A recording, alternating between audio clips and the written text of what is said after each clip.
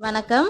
ராணி sweet சமையல்ல இன்னைக்கு ஒரு சூப்பர் டேஸ்டான ஹெல்த்தியான ரெசிபி பத்தி பார்க்க போறோம். கருப்பு உளுந்து கஞ்சி எப்படி பண்றதுன்னு தான் பார்க்க போறோம். ஒரு கிளாஸ் கருப்பு உளுந்து எடுத்துருக்கிறேன். இது தோல் இருக்கிற கருப்பு உளுந்து தான். ஒரு கடாயில நம்ம இந்த உளுந்தை வறுத்து எடுத்துக்கிடணும். அடுப்பு முழுவதும் சிம்ல வச்சுட்டு கொஞ்சம் கலர் சேஞ்ச் ஆகி மாறி வர்ற வரைக்கும் வறுத்து எடுத்துக்கிடணும். இந்த அளவுக்கு கொஞ்சம் பொன்னிறமா வர வரைக்கும் வறுத்து எடுத்துக்கிடணும்.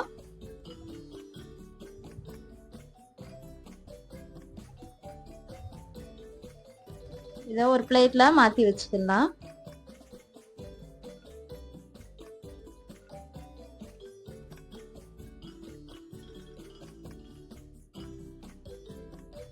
ஒரு கிளாஸ் உளுந்துக்கு 1/4 கப் பச்சரிசி எடுத்திருக்கேன். இதையும் வறுத்து எடுத்துக்கிடணும்.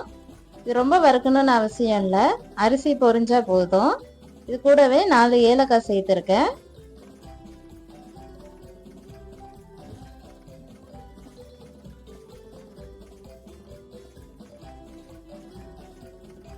இந்த அளவுக்கு வந்தா போதும்.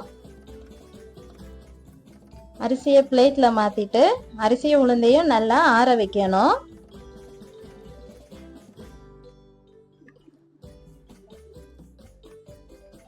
நல்லா ஆறிடுச்சு. இதுக்கப்புறம் மிக்சி ஜாரில் மாற்றிட்டு நல்லா பவுடராக அரைச்சிக்கிடணும். பாருங்கள், இந்த அளவுக்கு நல்லா எவ்வளோ பவுடராக அரைக்க முடியுமோ நல்லா அரைச்சிக்கிடணும். இந்த உளுந்த பவுடர் கொஞ்ச நாள் வரைக்கும் ஸ்டோர் பண்ணி வச்சுக்கலாம், கெட்டு போகாது. ஒரு பாத்திரத்தில் இந்த உளுந்து பவுடரை 3 ஸ்பூன் சேர்த்துருக்கேன்.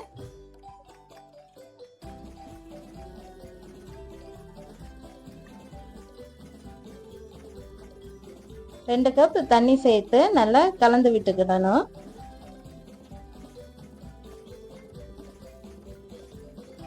நல்லா கெட்டி இல்லாம கலந்து விட்டுக்கோங்க.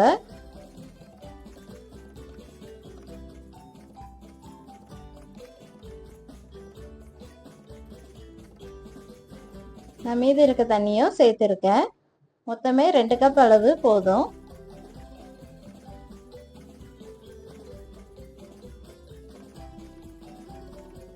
ஸ்டவ் ஆன் பண்ணி கஞ்சி ரெடி பண்ணிக்கிடலாம். அப்பப்போ கொஞ்சம் கரண்டி வச்சு கலந்து விட்டுக்கோங்கண்ணா.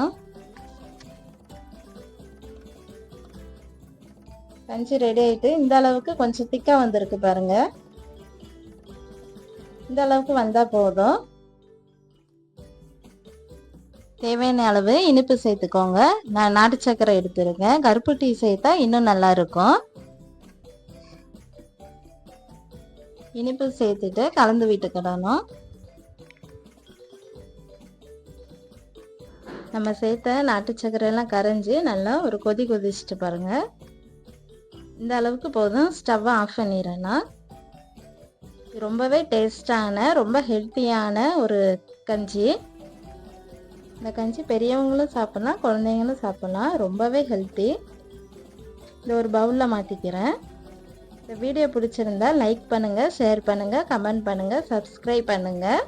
நீங்களும் ட்ரை பண்ணி பாருங்கள். தேங்க்யூ.